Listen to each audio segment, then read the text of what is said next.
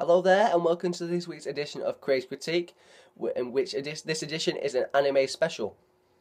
So I'll quickly go into the newly released anime film of the week, which, although it is newly released here in Britain, it's been out for around 2 years around the world, in the US, in Japan, for absolutely bloody ages. And we're just painfully slow in Britain at getting the films of Studio Ghibli. By me mentioning Studio Ghibli, of course, you may have realised that the film in question is The Tale of the Princess Kaguya. I will quickly tell you a little bit of my knowledge of the Studio Ghibli film, because it's fair to say I've probably watched about 90% of their output of films, and I hold particular ones of theirs in pretty high regard. In fact, last year's release of The Wind Rises features on my 10 best films of the last year. So that gives you some sort of taste and info on what I think of their output. So, yeah, let's talk about the film, shall we? The film sets out there's a bamboo cutter who is cutting obviously bamboo in the forest, and he suddenly sees a glowing piece of bamboo. So he goes over to it and he cuts it open. And what does he find there? He finds a tiny little girl who looks like she's a little princess, elegantly dressed, but she's absolutely tiny and fits inside this bamboo. So he takes this little girl home. And what proceeds to happen is that she grows at an incredibly fast rate, and him and his wife then raise this girl, as he calls her, his princess. So obviously princess, yeah. What's going on also in this film is that there's kids around, obviously, and suddenly taking a massive interest in this girl because he's such a peculiarity, which is great fun for them and for her. And what proceeds to happen is the father, throughout her growing up, through her young adult life, sort of teens, he tries to give her the life that he thinks she is deserving, and that is the life of a princess.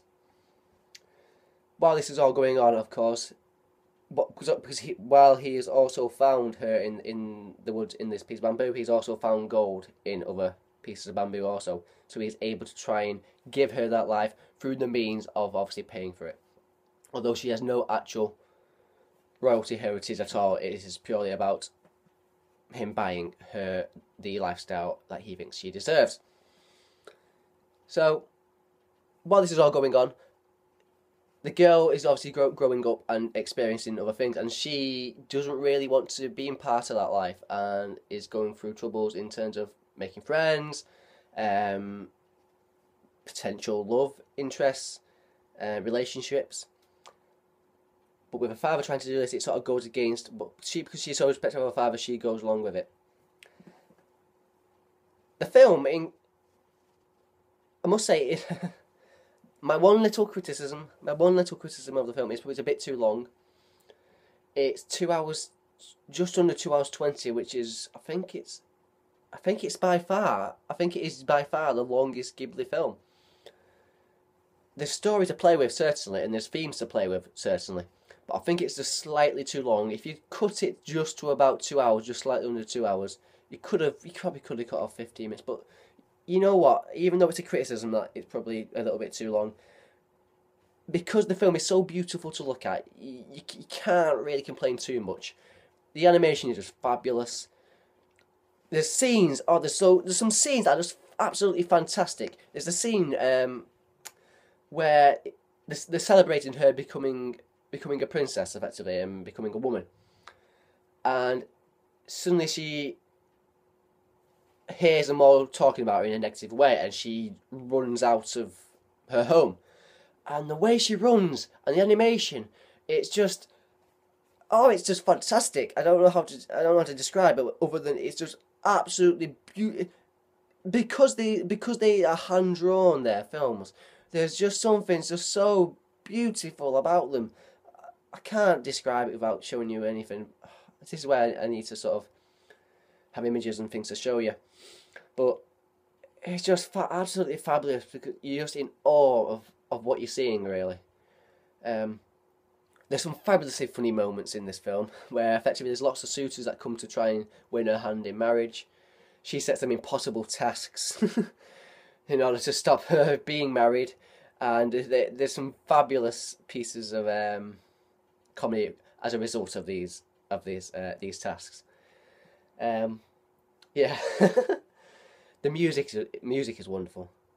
It's so elegant. It can sound really weird, but it's like pings, just pings, just out of. It doesn't make any sense at all whatsoever me saying that, but if you've watched this film, you will know exactly what I mean when they're in the woods and things are happening in the woods. That makes no sense at all for anybody who's not seen it. Sorry. Yeah, so there's some great moments of comedy. It's really heartfelt because you follow her through her growing up effectively, even if it is at an exasperated rate. And you do feel for her because she wants to accept her father, but also wants to have and live her own life. The father only wants to do what's best for her, but he just needs to listen to his daughter, really. I won't say what happens in the end because it's very much a spoiler. Big spoiler. Which is hard. It's a little bit. I can't really say. It will touch you. It will touch you here. It will touch you right here. It will do. It will do. Yeah. So Studio Ghibli are continuing their fabulous work, in my opinion. It's not my favourite Ghibli. Well, it's probably not my favourite Ghibli film. It's probably one of the most. It's probably one of the most beautiful films, Ghibli films, without a doubt.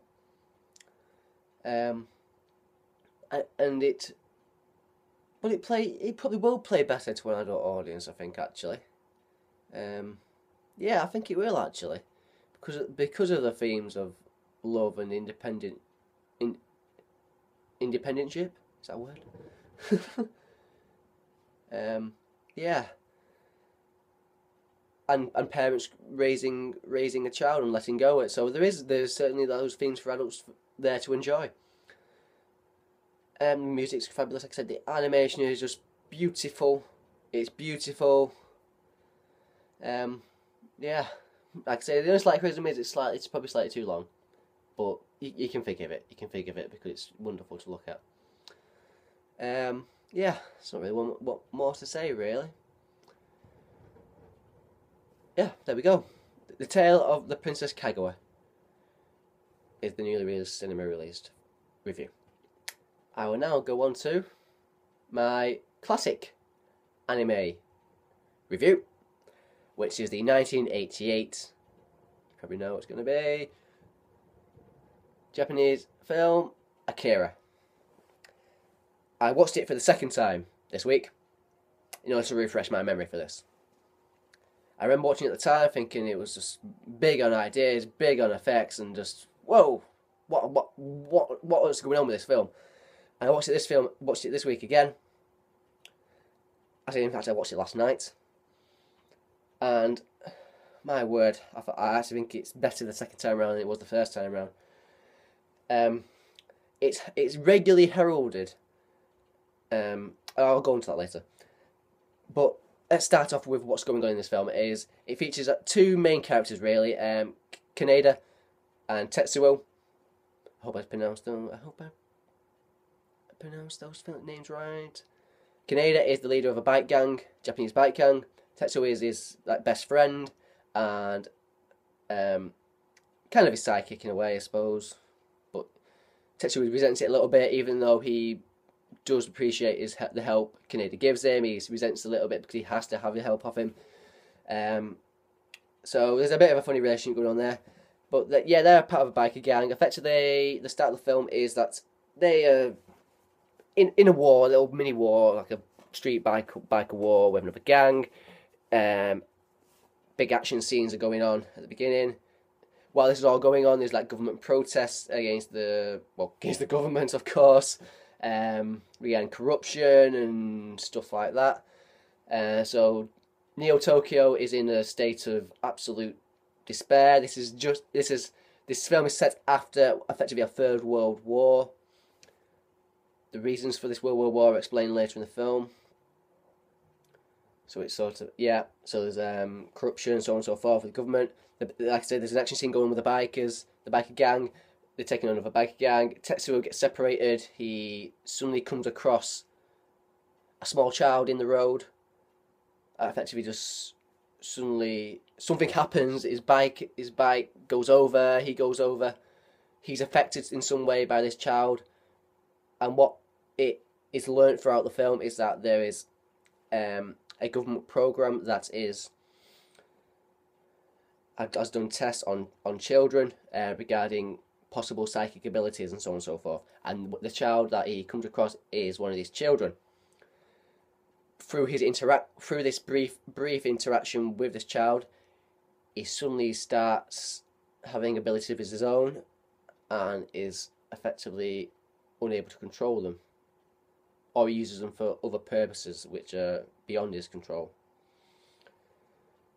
So yeah, big ideas going on here. I could say, let's just go into the. If I was judging a normal film, I go into the effects, and this is what you effectively do with animation. When you're looking at the effects and the colours of the film, the neo colours of the film, the nighttime sequences, the bike chases, the way the lights on the bike follow, the after effects of the light follow the light of the bike is just wonderful to see and wonderful to watch and view. The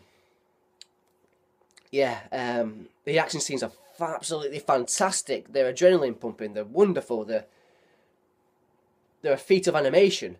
There's the scenes in this facility where these children are having these tests done on them that have abilities. Where after Tetsu is suddenly learning these abilities, he comes out of his room and there's stuff going on in these scenes that you see. I can't just. Damn it! I need to have pictures with these things when I'm describing them. It's just a feat of animation moments in this film. It's just absolutely outstanding, and there's a reason why this film is regularly heralded as the pinnacle and the anime film for the Western world to view, because it is. See, the problem is I've probably not seen enough other anime films. My large amount of anime films that I've seen have been Studio Ghibli, or a few selected sort of Western, probably more appropriate films. Sort of films I've seen are films called Paprika, Tekken Kinkreet, Ghost in the Shell. So lots of films, those sort of films that have been a bit bigger, have made it over here. But Akira is probably the. See, I can't really give it that title, but it's given the title of the definitive anime film for a Western audience, because it gives you everything you need about anime, and the colours, the themes. See, a lot of comments have been made about the characters, that some of them are not fully developed, but I really love the character. Tetsuo is fantastic as a character. Kaneda, he's your hero in a way. Kaneda, you know what I mean? He is the hero that is needed.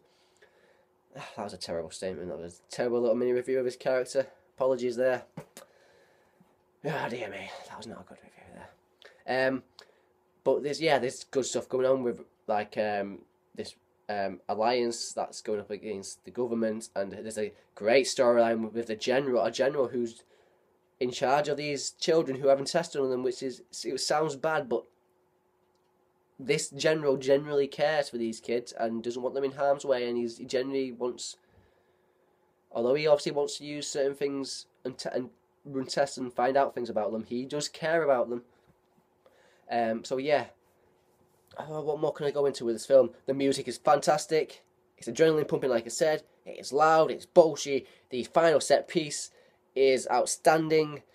Yeah, what more can I say about this film? I love it. Absolutely love it.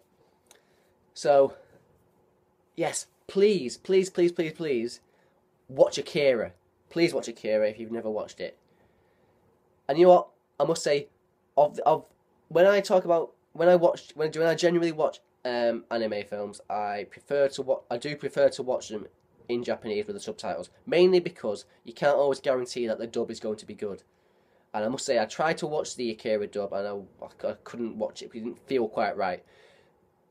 Although you are reading a film in a sense with subtitles, even with the original voice actor, you are garnering the emotion, the right the right stuff, in effect, the right stuff about the character and the emotion and the tone and everything about that. So that is why you should always, in my opinion, watch the subtitled film. Watch the subtitled original. Studio Ghibli have done a decent enough job with some of their voice dubs, because they've hired proper actors, some really good voice actors to do them. But yeah, so watch both of these films. Watch Akira especially, and watch The Tale of the Princess Kaguya. It is just endearing. It is beautiful. It's charming. It is everything that Studio Ghibli is, in a sense. So yeah, The Tale of the Princess Kaguya and Akira were my 2 anime films that feature on this anime special. So I thank you. Oh, I must say, because I never say this. Could you please subscribe to me? I don't like to beg. Please subscribe to me. If you do like what I'm doing, it would be greatly appreciated. And if you do, I hope to see you again next time. Thank you for watching, and goodbye.